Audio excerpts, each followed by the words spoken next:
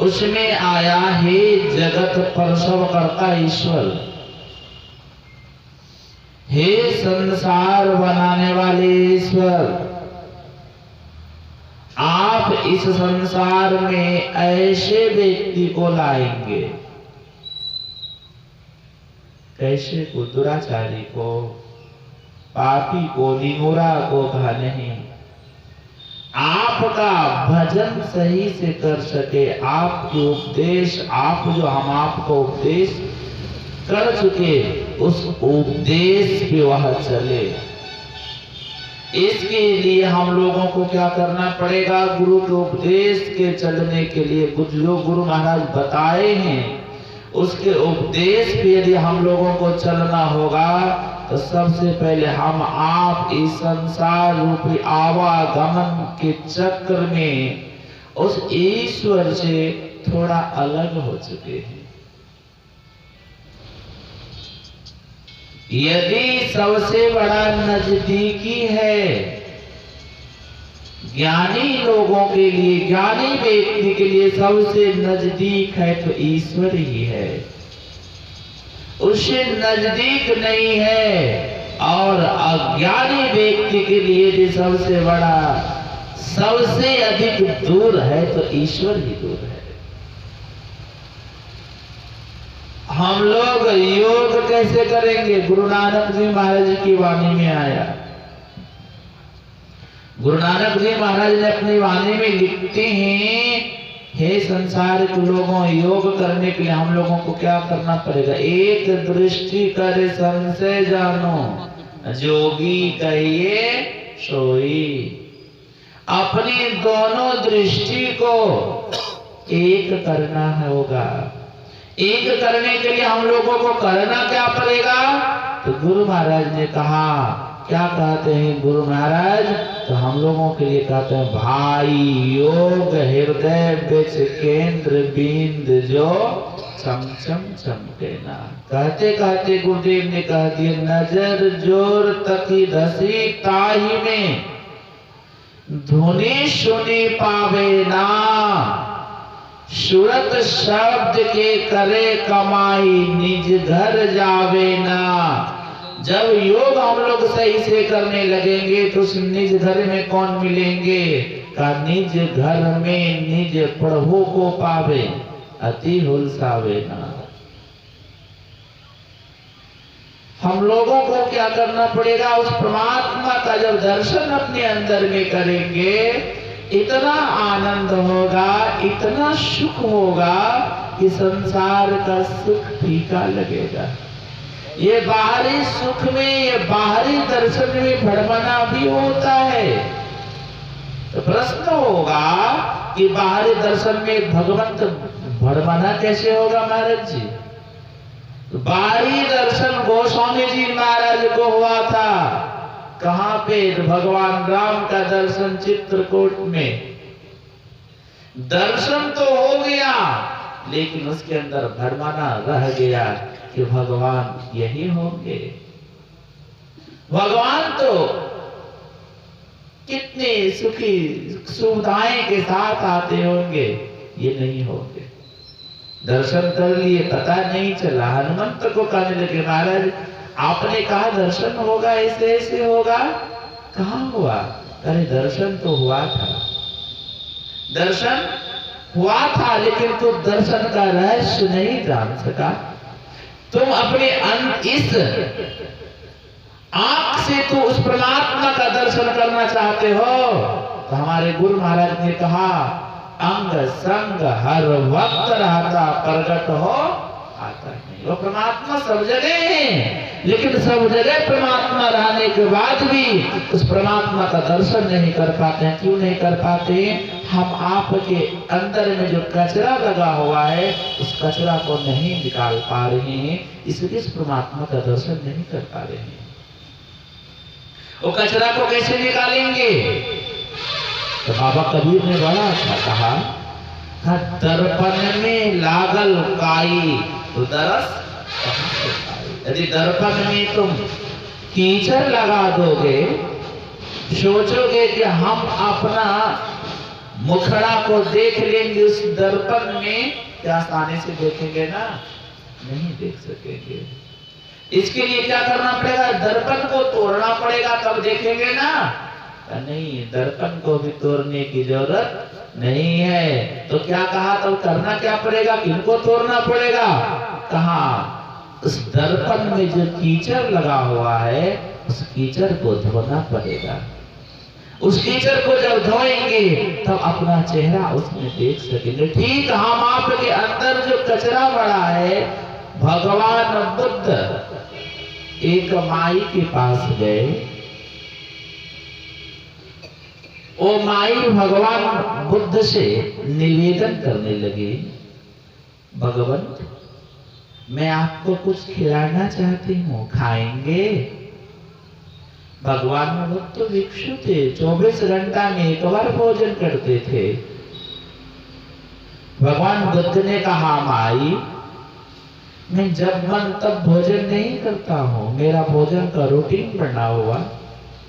मैं इतने बजे भोजन लेता हूँ, अपने कुटिया में भोजन लेता हूँ। अपने कुटिया में कहा,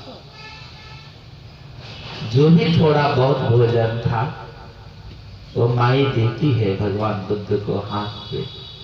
और भगवान बुद्ध से माई कहने लगी, हे गुरुदेव मेरे ऊपर संत सदगुरु की कृपा कब होगी आप बताइए ना। लगे हाथ भगवान बुद्ध कह दिए, हे माई तुम्हारे ऊपर संत सदगुरु की कृपा कल होगी। तुम्हारे ऊपर संत सदगुरु की कृपा कल होगी। तो माई के अंदर खुशी का ठिकाना नहीं रहा कि आज मेरे गुरुदेव कह दिए है कि संत सदगुरु की कृपा कल होगी। अवश्य होगा। भगवंत कल मैं आपको भोजन कराना चाहती हूँ, मैं आपको भोजन कराऊंगी, प्रभु मेरे कुटिया पे भोजन करेंगे। कहा, माई विशेष निवेदन यदि तू करती हो, साधु तो प्रेम का भूखा होता है, निवेदन यदि तू करती हो तो मैं भोजन लेके अपने कुटिया में चला जाऊंगा। मैं जब हमको भोजन का टाइम मिलेगा मैं भोजन कर लूंगा। भगवान बुद्ध चले गए अपने कुटिया में। वो माई आधी रात्रि हुई, वह माई भगवान बुद्ध के लिए बहुत तरह के व्यंजन बनाई और सुबह भगवान बुद्ध आ भी गए। भगवान बुद्ध जो ही आते हैं वो माई कहती है, प्रभु आपकी आस देख रही थी, आँखें लागी रही प्रभु दर्शन की। राह गई है बड़ी झीनी है साधो नैन नगर से। प्रभु मैं आपके दर्शन के लिए तड़प रही थी, आ गए प्रभु।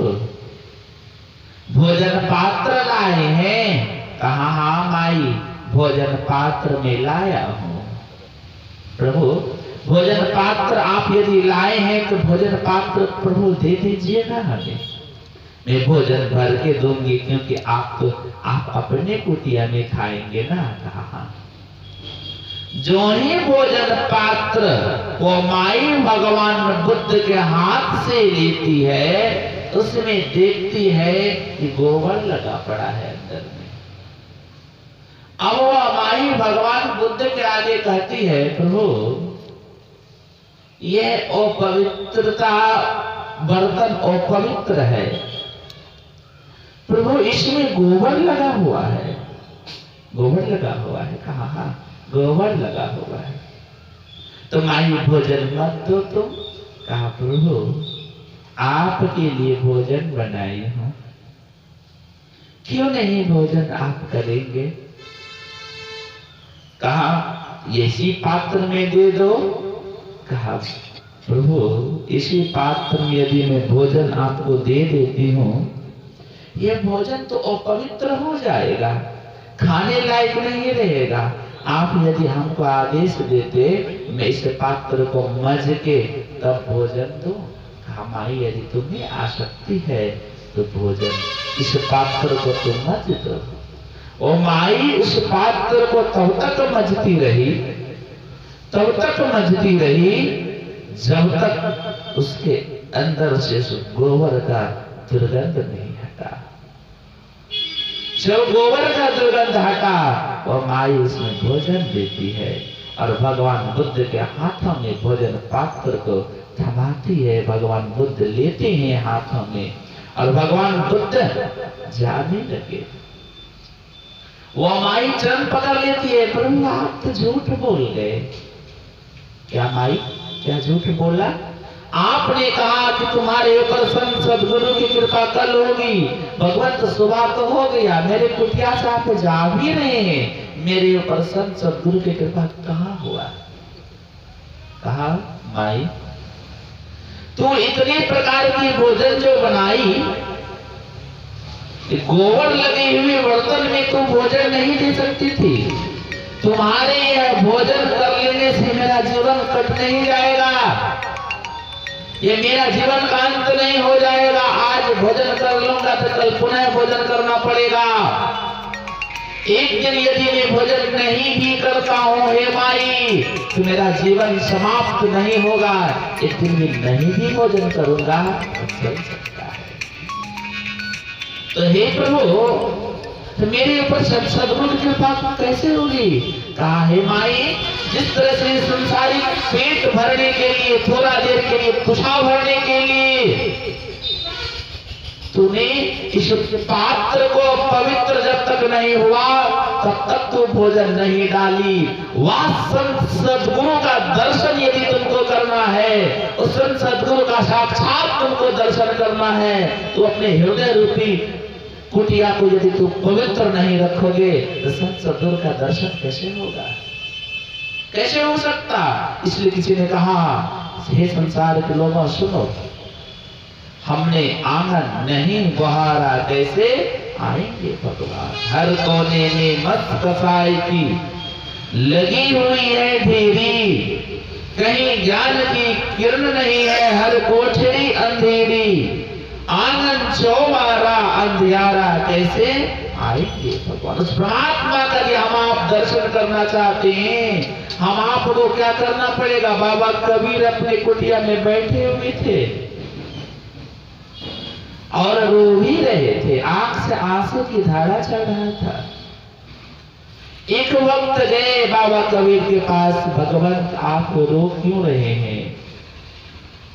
रोने का क्या कारण है? कहा मैं इसलिए रो रहा हूं, मैं इसलिए रो रहा हूं, यह संसार का लोग कहाँ है, कहाँ जा रहा है? ये संसार का लोग खाए और सोवे, एक दुखिया दास कबीर जागे और रोवे। वह परमात्मा सब जगह रहती हुई, वह ईश्वर से कहीं खाली नहीं है, लेकिन सब जगह परमात्मा रहते हुए परमात्मा का दर्शन लोग नहीं कर पा रहा है, इसलिए मैं रो रहा हूं। उस परमात्मा के यदि हम आपको दर्शन करना होगा, उस ईश्वर का साक्षात यदि दर्शन करना होगा, तो हमारे गुरु महाराज ने कहा प्रभु तो ही कैसे देख पाऊं? हे भगवंत आपको मैं कैसे देखूं? ये तन रूपी आंख से यदि मैं देखना चाहता हूँ, ये तन रूपी आंख से मैं दर्शन करने के लिए चाहता हूँ, ये तन रूपी आंख से दर्शन क्या आपका दर्शन नहीं होता है, भगवंत माया का दर्शन होता है। तन इंद्रिय संग माया देखो। हे भगवान तन इंद्रियों से यदि मैं परमात्मा का दर्शन करना चाहता हूँ, दर्शन नहीं होता है, माया ही माया का दर्शन होता है। तो हम आपको क्या चाहिए? माया को हम लोग कैसे छोड़ेंगे? भगवान राम श्री लक्ष्मण पूछते हैं हे प्रभु माया के संबंध में कहिए, माया की पहुंच कहाँ तक है? तो भगवान राम कहते हैं हे लक्ष्मण तू माया के संबंध में जानना चाहते हो? कहा हाँ।